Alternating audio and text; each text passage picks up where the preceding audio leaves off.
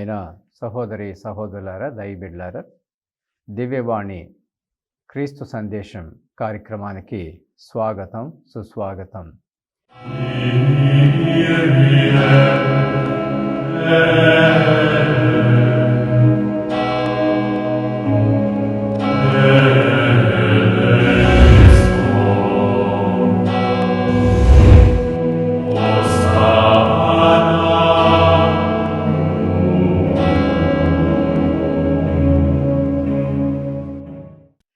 ప్రియమైన సహోదరి సహోదర దైవబిడ్డలారా, మానవుడు సర్వసాధారణంగా ప్రపంచంలో చాలా విషయాలు చూస్తూ ఉంటాడు. చాలా విషయాలు గమనిస్తూ ఉంటాడు. ఏం జరుగుతున్నాయి, ఎలాగున్నాయి పరిస్థితులు అనేటటువంటి దగ్గర ఒక్కోసారి విచిత్రమైన విషయాలు జరుగుతూ ఉంటాయి. చాలా మంచి వైపుకి వెళ్తూ ఉంటాయి. మరొకసారి చాలా క్రూరత్వంగా ఉంటాయి, చెడు వైపుకి వెళ్తూ ఉంటాయి. ఎందుకు అనే దగ్గరికి వచ్చినప్పుడు ప్రియమైన సహోదరి సహోదర దైవబిడ్డలారా, క్రైస్తవత్వం అనేటటువంటిది ఏంటో మనం అర్థం చేసుకుంటే, క్రైస్తవత్వం అంటే ఏంటో మనం అర్థం చేసుకుంటే చాలాసార్లు గొప్ప విషయాలు మనం చేస్తాము. ప్రపంచం చూస్తూ ఉంటుంది. ఈ గొప్ప విషయాన్ని నేర్చుకోవాలని తపన పడుతూ ఉంటుంది.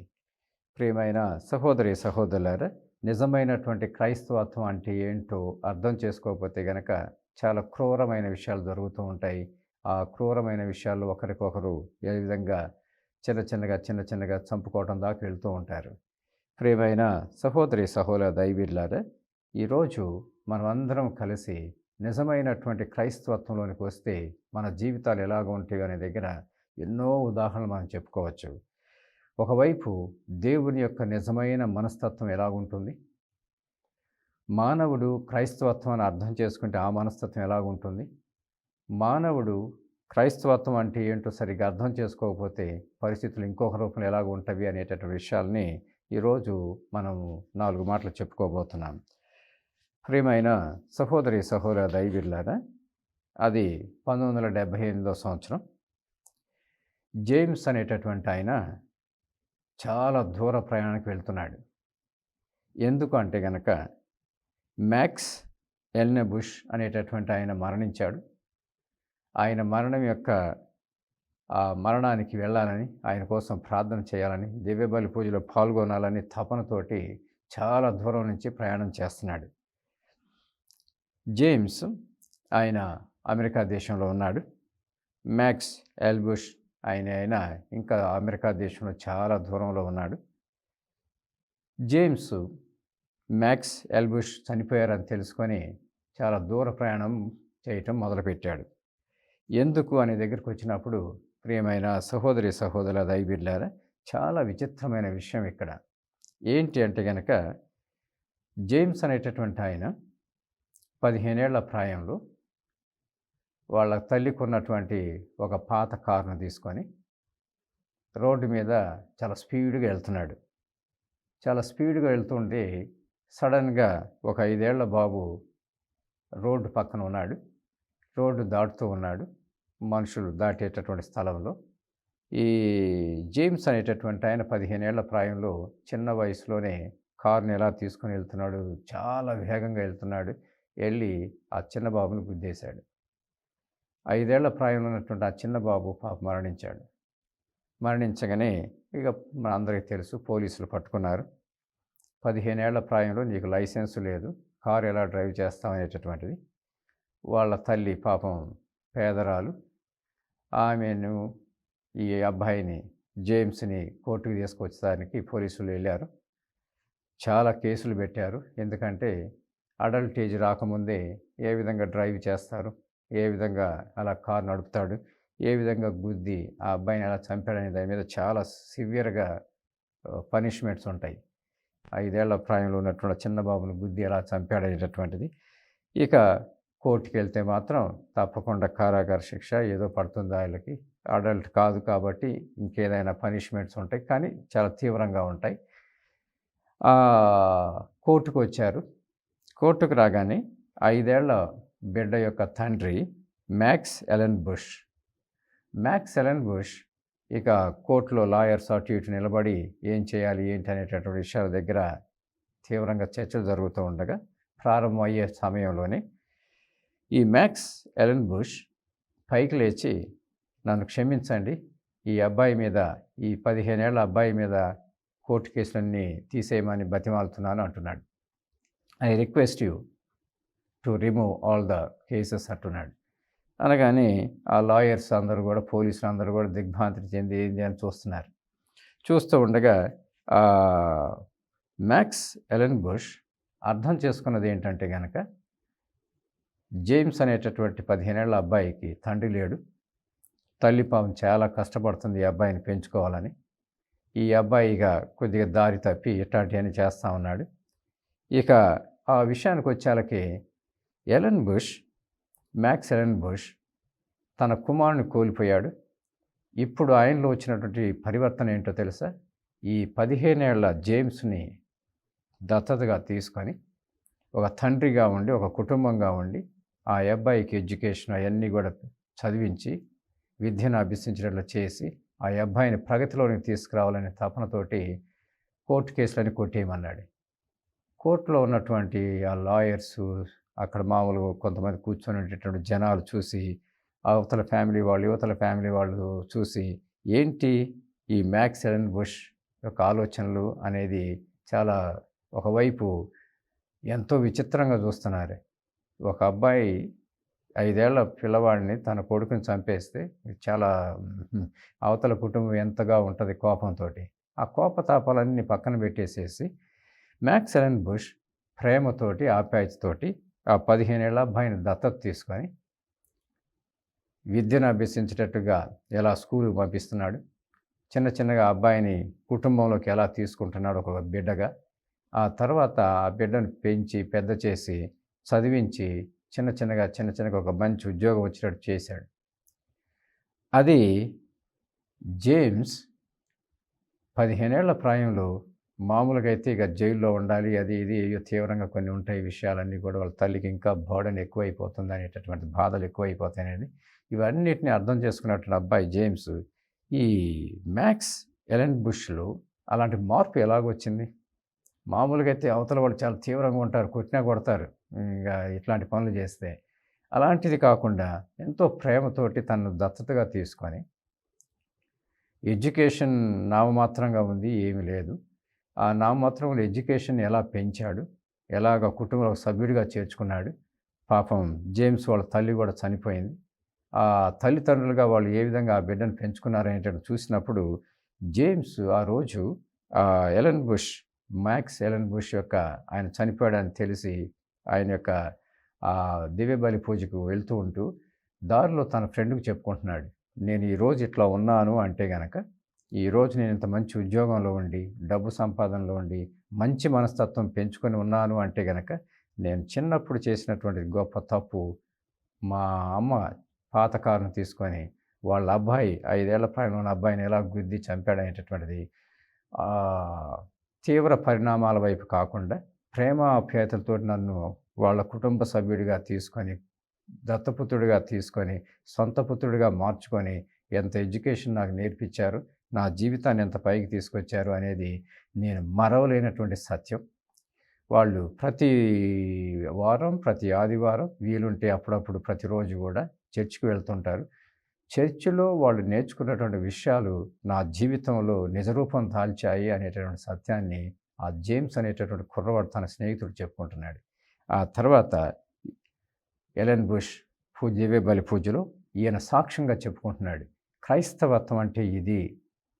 ఒకవైపు ఇట్లాంటి క్రూరత్వం ఉన్నాయి, తప్పిదాలు జరిగిన ఆ సమయాల్లో కూడా ఎంత ప్రేమతోటి, ఎంత గొప్ప ఆలోచన విధానాలతోటి నా జీవితాన్ని ఎలా మార్చారు వీళ్ళు, ఈ కుటుంబం అనేటటువంటిది ఆయన సాక్ష్యంగా దివ్య బలి పూజలో చెప్పుకుంటున్నాడు దివ్య సప్తాహం తీసుకున్న తర్వాత. ప్రియమైన సహోదర దైవబిడ్డలారా, నిజమైనటువంటి క్రైస్తవత్వానికి ఆ విధి దీవెనకరమైనటువంటి జీవిత విధానము ఎలాగ మనలోనికి వస్తుంది? యాక్చువల్గా అయితే నిజానికైతే కోప్పడాలి, తిట్టాలి, అరవాలి, పనిష్మెంట్లు ఇవ్వాలి, ఇట్లాంటి మనస్తత్వం పోయి అలాంటి సమయాల్లో కూడా 5 ఏళ్ల బిడ్డను పోగొట్టుకున్నటువంటి వాళ్ళు 15 ఏళ్ల బిడ్డని దత్తత తీసుకొని ఆ కుటుంబాన్ని ఏ విధంగా లేపుతూ ఉన్నారనేటటువంటిది ఆ క్రైస్తవత్వంలో మహోన్నత్వాన్ని చూపిస్తూ ఉన్నది. ప్రియమైన సహోదరి సహోదర దైవబిడ్డలారా, ఈరోజు దేవుడి యొక్క మనస్తత్వం ఏంటి అనే దగ్గరికి వచ్చినప్పుడు, ప్రియమైన సహోదరి సహోదరులారా, దేవుడు ఎప్పుడు కూడా మానవుని ఎంతో ప్రేమతోటి ఆప్యాయతతోటి ఈ లోకంలో సృష్టించాడు. ఎంతో మహోన్నతం వైపు నడిపించాలని తపన పడుతున్నాడు. మానవులు ఎలాగుంటారు అనే దగ్గరికి వచ్చినప్పుడు, ప్రియమైన సహోదరి సహోదరులారా, జాగ్రత్తలు తీసుకోకపోతే, దేవుడి యొక్క నిజమైనటువంటి మనస్తత్వాన్ని అర్థం చేసుకోకపోతే మన జీవితాలు ఎలాగ ఉంటాయి అనే దగ్గరికి వచ్చేలకి యెషయా ప్రవక్త 5వ అధ్యాయము 1వ వచనం నుండి చదువుతున్నాం. యెషయా ప్రవక్త 5వ అధ్యాయము 1వ వచనం నుండి చదువుతున్నాం. నేను నా ప్రియునికి ఒక పాట పాడెదను, నా చెలికాన్ని గూర్చి అతని ద్రాక్ష తోటను గూర్చి పాడెదను. సారవంతమైన కొండపై నా ప్రియుడికి ఒక ద్రాక్ష తోట కలదు.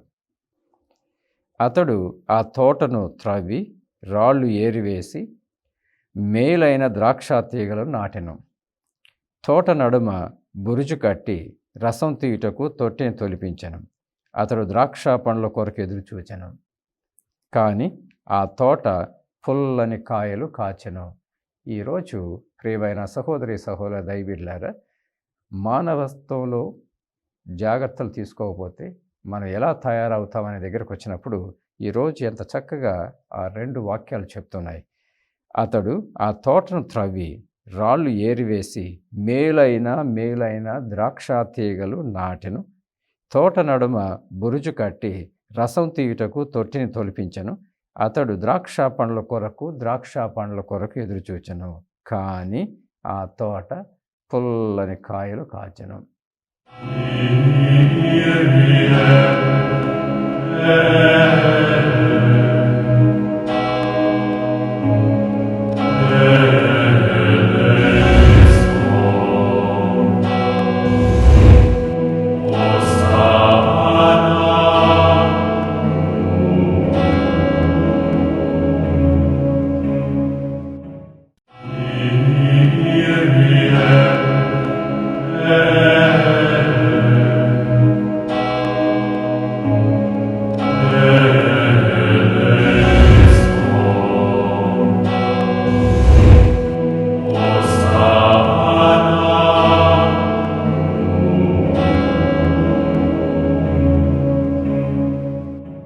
ఎలాంటి ఫలాలు కావాలన్న దగ్గరకు వచ్చేళ్ళకి పుల్లని కాయలు. ఎవరు తింటారు వాటిని?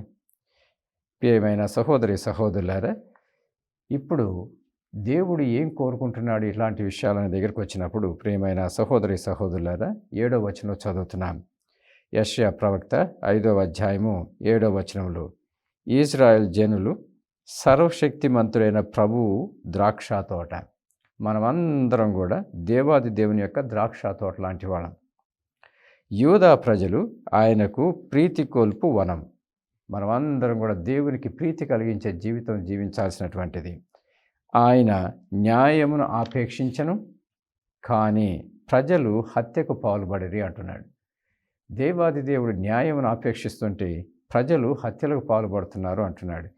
ఆయన దేవాది దేవుడు నీతిని కాంక్షించను, కానీ అన్యాయానికి బలి అయిన వారి అక్రందను ఆయనకు వినిపించను. దేవుడు నీతిని కాంక్షించను, కానీ అన్యాయముకు బలి అయిన వారి అక్రందనములు వినిపించను అంటున్నాడు. ప్రియమైన సహోదరి సహోదర దైవబిడ్డలారా, ఈరోజు మానవత్వం అనేటటువంటిది ఏంటో నిజమైనటువంటి క్రైస్తవత్వంలోకి వెళ్ళలేకపోతే గనక చిన్న చిన్నగా దేవాదేవుడు మనకి ఎన్నెన్నో ప్రతిభలు ఇచ్చి విజ్ఞాని వివేకాలను ప్రసాదించి మనమందరం కూడా ఒక గొప్ప జీవితం వైపు ఎదుగుతూ ఉండాలని తపన పడుతూ ఉంటే, మరొక వైపు ఏమవుతుంది మన జీవితాలనే దగ్గరకు వచ్చినప్పుడు, ప్రియమైన సహోదరి సహోదరులారా, ఇశ్రాయేల్ జనులు సర్వశక్తిమంతుడైన ప్రభు ద్రాక్ష తోటలాగా ఉండాల్సినటువంటి వాళ్ళు, యూదా ప్రజలు ఆయనకు ప్రీతి గొలిపేట వనములాగా ఉండాల్సినటువంటి వాళ్ళు, చివరికి ఏమైంది అనే దగ్గరకు వచ్చేళ్ళకి దేవుడు న్యాయమును ఆపేక్షించను, కానీ ప్రజలు హత్యకు పాల్పడిరి. దేవుడు నీతిని కాంక్షించను, కానీ అన్యాయమునకు బలి అయిన వారి అక్రందం ఆయనకు వినిపిస్తూ ఉన్నాయి అంటున్నాడు. ప్రియమైన సహోదరి సహోదర దైవబిడ్డలారా, దేవుడు మాత్రం మానవుల్ని రక్షించాలని ఇలాంటి క్రూరమైనటువంటి మనస్తత్వం తొలగించాలని, రక్షించాలని తపన పడుతున్నాడు. అందుకే మత్తయి శుభవార్త 21వ అధ్యాయము 33వ వచనం నుండి 43వ వచనం వరకు చదువుతున్నాం. మత్తయి శుభవార్త 21వ అధ్యాయము 33వ వచనం నుండి 43వ వచనం వరకు చదువుతున్నాం.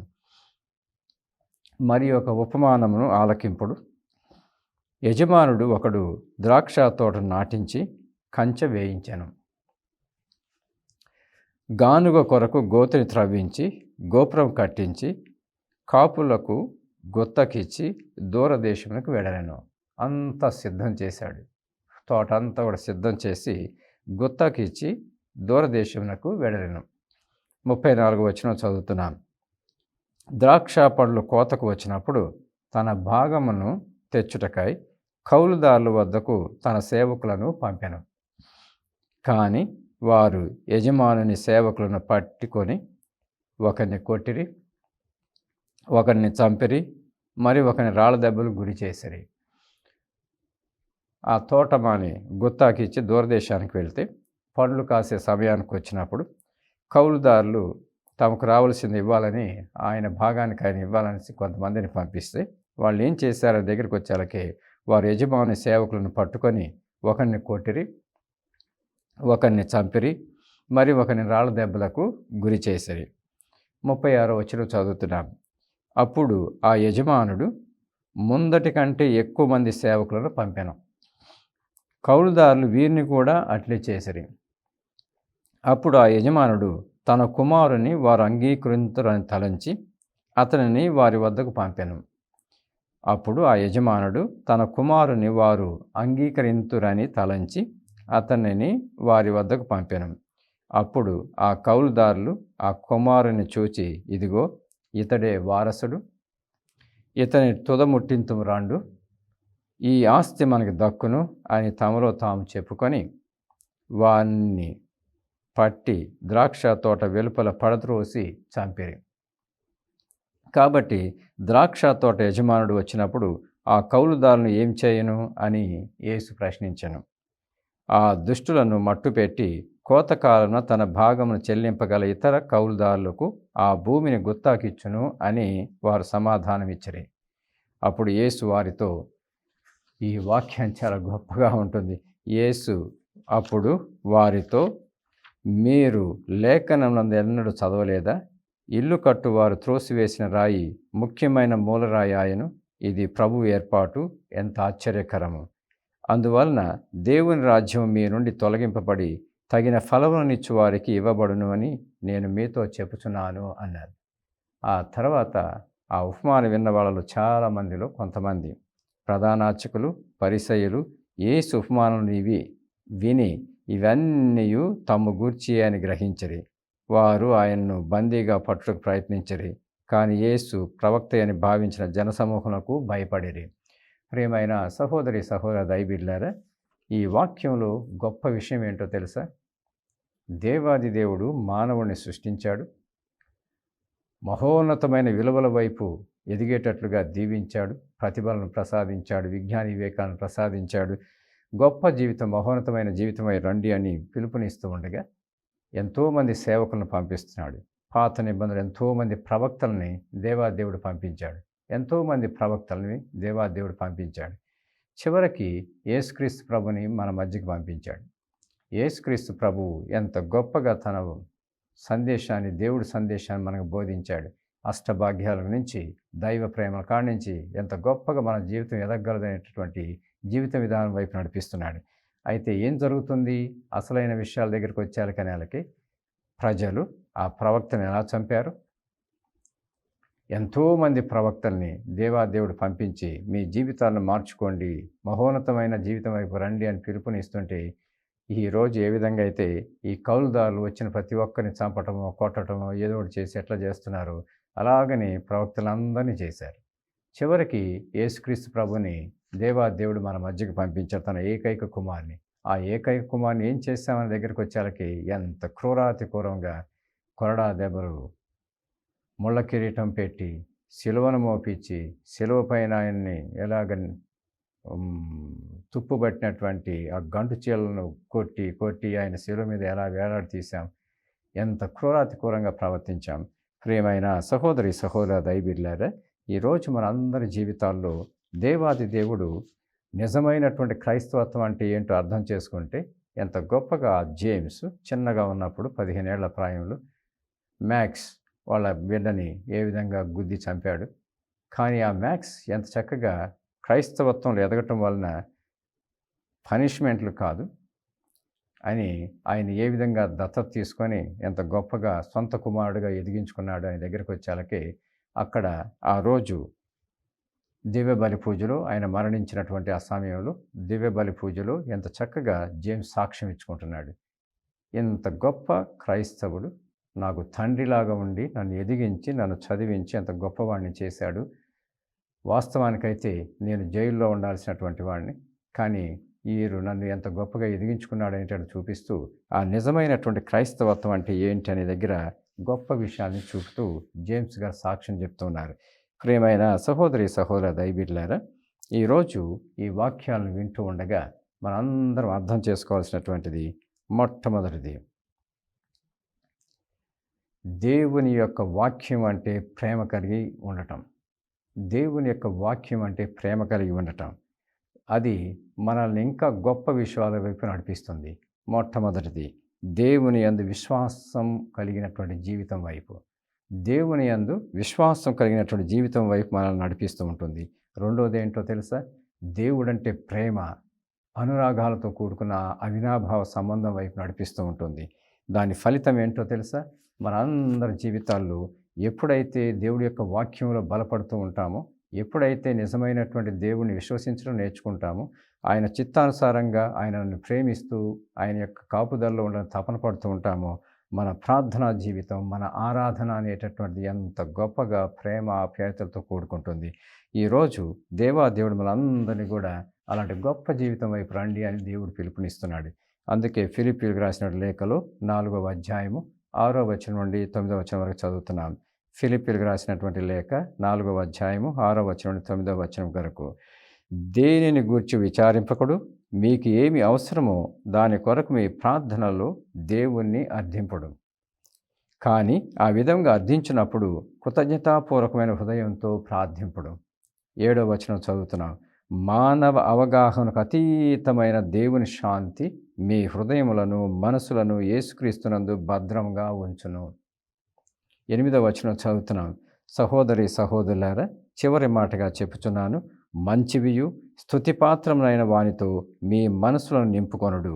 సత్యమును, ఉదారమును, యథార్థమును, స్వచ్ఛమును, సుందరమును, గౌరవనీయమును అగు విషయములు అట్టివి అంటున్నాడు. ఈరోజు ప్రియమైన సహోదరి సహోదర దైవబిడ్డలారా, నిజమైనటువంటి క్రైస్తవత్వంలోనికి ఎదుగుతూ ఉంటే మన హృదయాలు ఎటువైపు నుంచి ఎటువైపు వెళ్ళి మంచి వైపు నిలబడేటట్లుగా ఎట్లా చేస్తాయని దగ్గరికి వచ్చేలకే సహోదరి సహోదరులారా, చివరి మాటగా చెప్తున్నాను, మంచివియు స్తుతిపాత్రములైన వానితో మీ మనసులను నింపుకొనుడు. సత్యమును, ఉదారమును, యథార్థమును, స్వచ్ఛమును, సుందరమును, గౌరవనీయమగు ఆ విషయములు అలాగ ఉంటవి అనేటటువంటిది చెప్తూ ఉన్నాడు. ప్రియమైన సహోదరి సహోదర దైవబిడ్డలారా, ఈరోజు మనందరం కూడా దేవుని యొక్క మనస్తత్వం అనే దగ్గర ఆయన మాత్రం మనందరిని దీవించి ఆశీర్వదించి గొప్పగా నడిపించాలని తపన పడుతున్నాడు. మనం ఎటువైపు వెళ్తున్నామనే దగ్గరకు వచ్చేళ్ళకి మానవ మనస్తత్వం నిజమైన క్రైస్తత్వంలో తీర్చుకుంటే ఆ ప్రేమ ఆప్యాయతలు చాలా జీవితాల్లో అనేక విషయాలు జరుగుతున్నా కానీ మంచి వైపే నిలబడిన తపనతో ఎలా వెళ్తామనేది ఈరోజు ఆ జేమ్స్ మ్యాక్స్ ఎలా చూపిస్తున్నారో అలాంటి గొప్ప జీవితంలో మనం కూడా నడుద్దాం. పిత పుత్ర పవిత్రాత్మ నామమున ఆమేన్.